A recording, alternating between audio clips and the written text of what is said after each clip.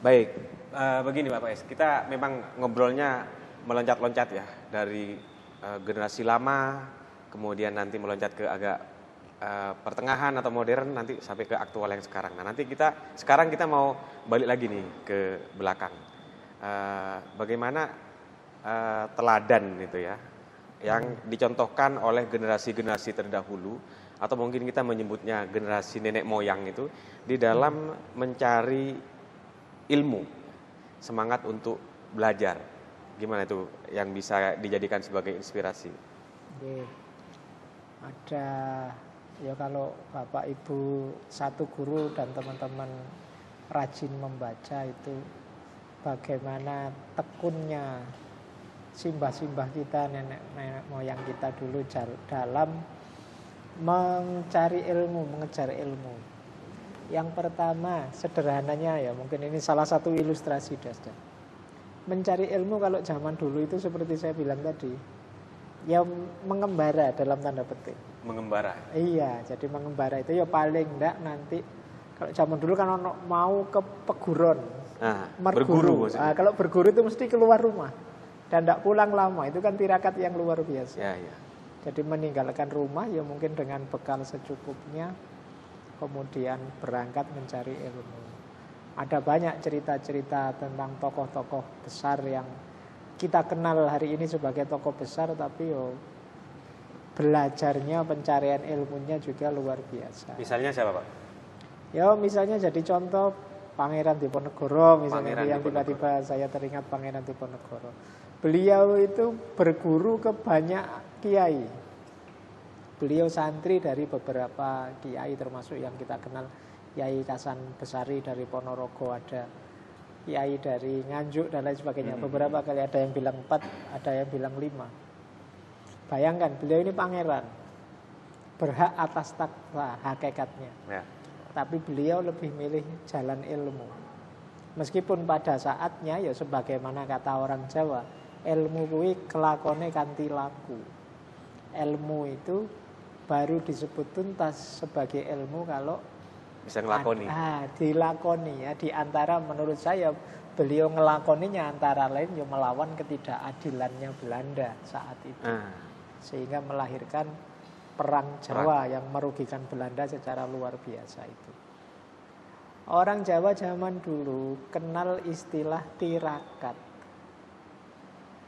Tirakat itu, belajar itu ya memang harus sulit. Harus sulit dalam tanda petik ya. Harus sulit dalam arti harus siap susah.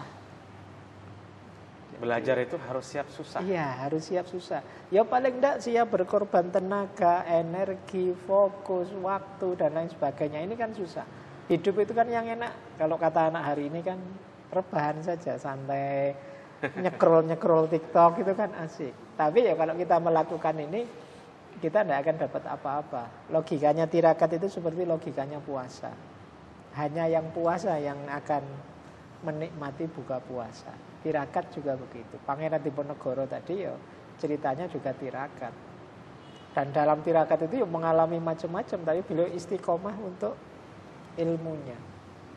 Bahkan saya tidak tahu ini cerita pasnya seperti apa. Kelihatannya dari salah satu babat itu beliau bahkan pernah tirakat sampai ketemu Nyai Roro Kidul.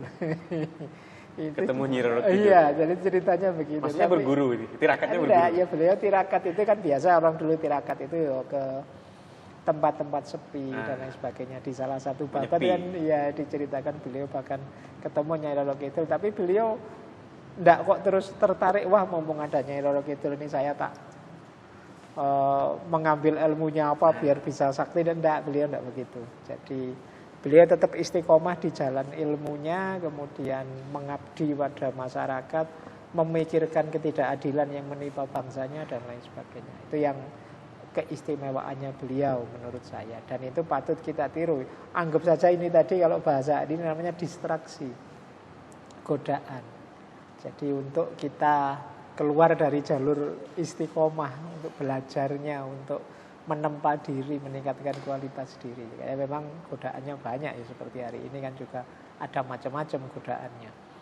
Dan itu salah satu contoh. Maka penting untuk para pembelajar hari ini, termasuk para pengajar, para guru, ya memang demi ilmu kadang-kadang kita harus berkorban. Dalam Islam itu ada istilah barokah. Jadi ilmu itu juga bisa membawa barokah, membawa berkah. Yang untuk sampai ke titik itu tidak simpel, ya memang harus ada pengorbanan-pengorbanan, perjuangan-perjuangan.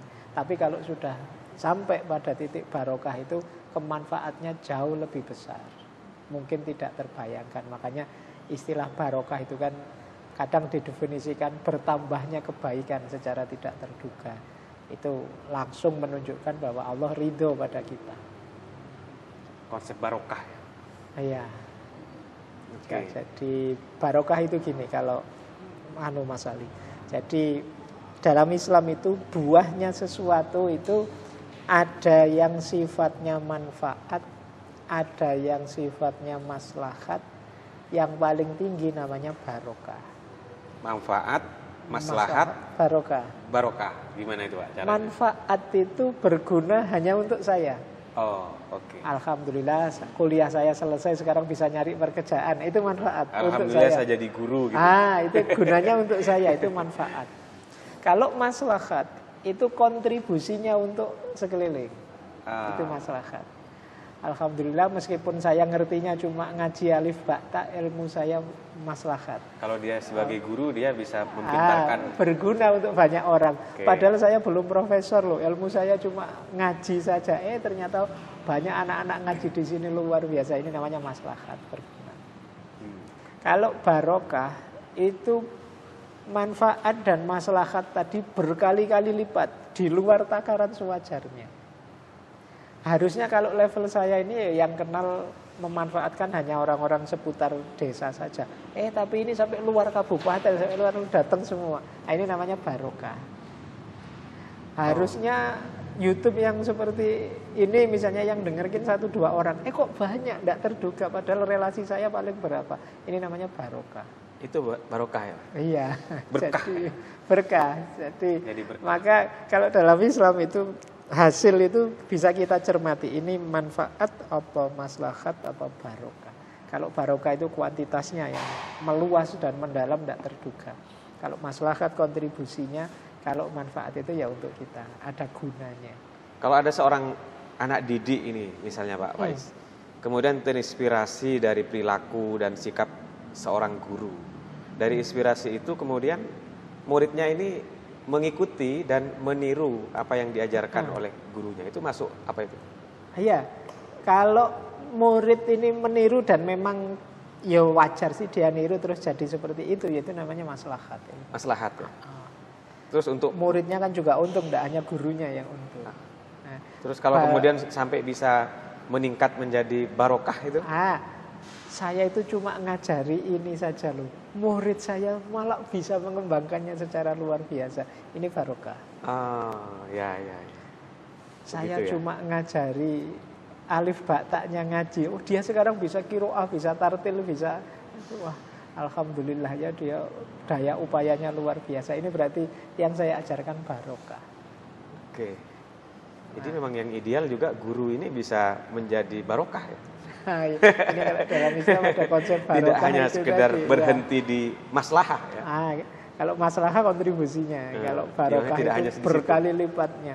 Sebenarnya kita sering tidak sadar, kita itu sering mendapat barokah dari Allah tapi lupa bersyukur. Aktivitas kita, mungkin kegiatan-kegiatan kita itu kalau dikalkulasi rasional mungkin rasanya paling hasilnya segini. Ternyata bisa luas ya. Ternyata tiba-tiba dapat apresiasi dari sana-sana ya. Padahal saya tidak menyangka loh. Ini kan barokah sebenarnya. Tapi kita sering lupa bersyukur. Ya misalnya kayak siswa ya. Saya itu sebenarnya masuknya jarang loh di kelas itu, tapi kok ya nilainya tetap bagus, alhamdulillah ya. Itu antara lain ya, contoh antara upaya dengan hasilnya berkali lipat. Itu namanya barokah. Ada seorang guru misalnya Pak Faiz yang secara materi mungkin gajinya itu tidak seberapa, sedikit gitu loh.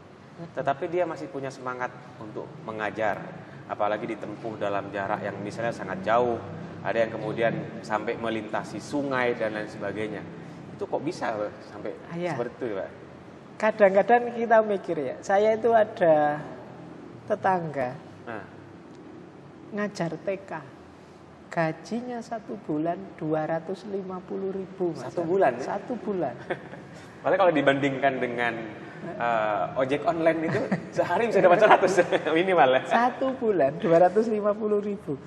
Tapi bisa hidup. Nah itu Pak, gimana itu? Itu barokah itu ya? Nah itu yang kalau dalam agama namanya barokah.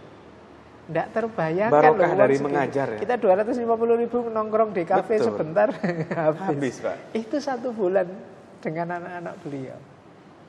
Jadi itu yang disebut barokah. Kadang tidak terukur, tidak terbayang. Iya ya. Saya dulu pernah sempat berpikir, zaman saya CPNS awal jadi dosen itu, calon pegawai negeri itu gajinya 1 bulan 180.000. Tahun berapa itu? 2099 2000 awal itu. Itu ya tak cukup ndak ya, cukup ndak ya. Alah, peduli amat, nanti ndak cukup ya dicari-cari. Ternyata ya bisa. Cukup ya. Dan saya kira banyak lah orang seperti itu Pak ya. Nah, itu yang disebut barokah. Jadi hidup itu tidak sematematis perhitungan kita. Betul. Kadang-kadang di luar kalkulasi ternyata bisa juga. Ternyata bisa. Kadang kan ada orang itu, wah saya kerjanya kayak gini, anak 3 kuliah semua, apa bisa ya? Dijalani ya toh bisa akhirnya. Meskipun mungkin agak susah payah sedikit, tapi ternyata juga bisa. Itu yang disebut barokah. Maka ya guru-guru juga begitu, tidak usah khawatir. Ridhonya Allah itu menghadirkan barokah. Wah, luar biasa.